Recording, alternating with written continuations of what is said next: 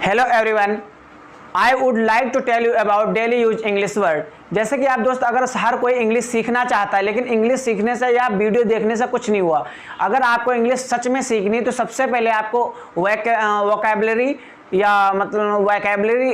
आपको जो daily usage जो हमारे वर्ड्स होते हैं वो हमें सबसे पहले सीखना पड़ेगा। तो जैसा आप देख रहे होंगे कि हमने व्हाइट बोर्ड पे कुछ आज जो मेन जो डेली यूज पे वर्ड्स हमें उपयोग में या बोले जाते हैं उन्हें हमें लिख रखा। जैसे लिखा हुआ है daily use English word. Recommend का मतलब होता है किसी को सलाह देना, मतलब सलाह देना का मतलब होता है रिकमेंड करना। फिर उसके बाद लिखा इंटरेक्शन का मतलब होता है बातचीत। इंटरेक्शन आपस में बातचीत, इंटरेक्शन का मतलब होता है बातचीत।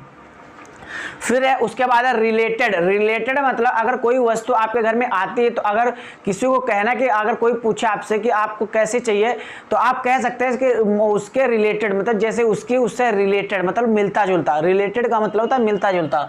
उसके बाद है डिस्ट्रीब्यूट का मतलब होता है बांटना। जैसा कि घर में आरती के होने, भगवान जी की आरती होने के बाद प्रसाद बांटा जाता है, मतलब बांटना। डिस्ट्रीब्यूट का मतलब होता है बांट। उसके बाद है फ्लुएंट का मतलब होता है धारा प्रवाह।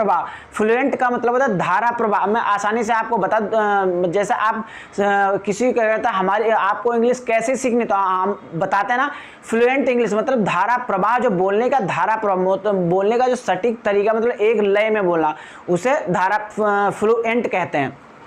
उसके बाद हम बात करें मिसगाइड का मतलब कि अगर आप किसी से सलाह लेते हैं तो आपको बहका देता, मतलब कोई अच्छा रास्ता ना बताए गलत तरीका बताता, तो उसको कहता है मिसगाइड करना, मतलब बहकाना। या छोटे बच्चों को, मतलब अगर कोई छोटा बच्चा आप किसी चीज़ को लेने के लिए अगर जिद कर रहा तो उसे दूसरी चीज़ देकर उसका बहका दो, मतलब मिसगाइड कर दो, उस चीज़ से ध्यान हटा दो। उसके बाद हम बात करें स्ट्रिक्ट का मतलब था सख्त। जैसे मम्मी पापा किसी के स्ट्रिक्ट होता तो कहता नहीं कि हमारे मम्मी बहुत स्ट्रिक्ट, हमारे पापा नहीं है, या हमारे पापा बहुत स्ट्रिक्ट मतलब सख्त हैं। उसके बाद हम बात करेंगे सेंटीमेंट का मतलब होता है भावुकता। मतलब किसी चीज़ को अगर कोई बहुत उदार रहता, अंदर से इमोशनल रहता तो भावुक हो जाता, किसी चीज़ को लेकर वो भावुक हो जाता, तो उससे कहते हैं सेंटीमेंट।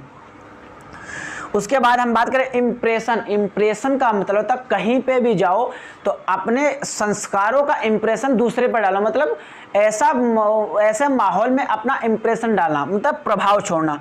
कि जहाँ भी जाओ तो आप ऐसे रहो कि आपका इम्प्रेशन किसी को दूसरा देख के आपको कहे भाई ये सही है, मतलब अपना प्रभाव छोड़ना।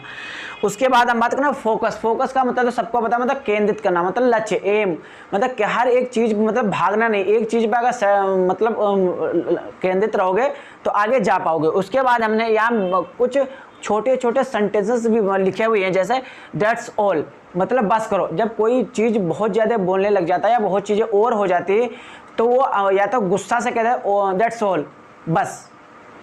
उसके बाद हम बताते बट वाई का मतलब होता है लेकिन क्यों। अगर कोई चीज़ अगर आपको कहता है तो आपसे आप जब क्रॉस क्वेश्चन उससे कहते हैं तो बट वाई, लेकिन क्यों, ऐसा क्यों। उसके बाद हम बात करें फॉर होम। अगर कोई फॉर होम किस लिए, अगर आपसे कोई कहता है चलो वहाँ चलते हैं तो आप पूछना फॉर होम किस लिए। उसके बाद हम बात करेंगे फॉर होम, मतलब फॉर होम किसके लिए। फॉर होम का मतलब किसके लिए। अगर कोई चीज़ आपको देता है या आप उसे कहता है ये चीज़ उसको दे दो तो कहता है फॉर होम किसके लिए। अगर कोई चीज़ आप वस्तु घर पे लाते हैं तो कोई पूछता है ये किसके लिए, मतलब किसके लिए, फॉर होम। उसके बाद बात करेंगे हम व्हाट नॉट क्या नहीं। फिर उसके बाद हु ओन, जैसा कोई क्रिकेट टीम, जैसा आईपीएल आजकल चल रहा, अगर कोई जीतता है, अगर किसी ने मैच नहीं देखा है टाइम की वजह से नहीं देख पाया तो वो दूसरे से पूछ लेता, दूसरे से क्या पूछता, कौन जीता, मतलब हु ओन, कौन जीता, हु ओन, कौन जीता का मतलब हु ओन, मतलब कौन विनर बना।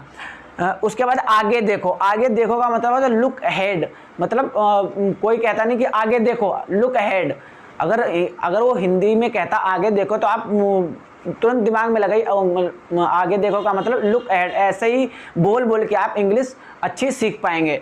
उसके बाद है किसने कहा, मतलब अगर कोई जैसे बहुत सारे लोग बैठे, अगर कोई किसी की आवाज़ निकलती है तो वहाँ कहने लगे किसने बोला, हु सेड मतलब किसने बोला। उसके बाद हम आता है लुक बैक, पीछे देखो। जब कोई कहता है लुक अहेड आगे देखो तो आप कहते हैं लुक बैक पीछे देखो। उसके बाद है लुक इनसाइड, लुक इनसाइड, जैसे कोई अपने अंदर झांक के देखो, तो अपने अंदर मतलब इनसाइड का मतलब अंदर, आउटसाइड मतलब बाहर, मतलब इनसाइड, लुक इनसाइड या आउटसाइड, बाहर देखो या अंदर देखो। उसके बाद लिखा कीप इट हियर, कोई चीज अगर कोई घर में कोई वस्तु लेके आता तो अगर कहता है कीप इट हियर मतलब इसे यहाँ रख दो। उसके बाद कीप मीन्स होता है रखना, इट मीन्स या इसे, या हियर माने यहाँ, कीप इट हियर इसे यहाँ रख दो। उसके बाद कीप इट देयर इसे वहाँ रख दो, देयर मीन्स होता है वहाँ। उसके बाद कीप इट डाउन इसे नीचे रख दो। फिर उसके बाद कीप इट इनसाइड इसे अंदर रख दो, इनसाइड मीन्स होता है अंदर। Keep it outside, keep it outside मतलब इसे बाहर रख दो। उसके बाद है keep it ahead, keep it ahead इसे, अहेड मतलब लुक अहेड आगे, कीप इट अहेड मतलब कीप इसे आगे रख दो। उसके बाद लीव हिम, लीव का मतलब है छोड़ना, हिम होता है लड़के के लिए और हर होता है लड़की के, अगर यहाँ पे हर है तो लीव उसे छोड़ दो, या हिम है तो उसे, मतलब लड़की के लिए हर और लड़के के लिए हिम। उसके बाद है थ्रो अप, इस ऊपर फेंको, थ्रो अप मतलब थ्रो मीन्स फेंकना, अप मीन्स ऊपर, ऊपर फेंको। फिर उसके बाद है लीव मी मतलब मुझे छोड़ो। उसके इट्स इजी मतलब ये तो आसान है, इट्स इजी। तो आज के लिए बस इतना ही, कल हम एक शॉर्ट स्टोरी लेके आएंगे और फिर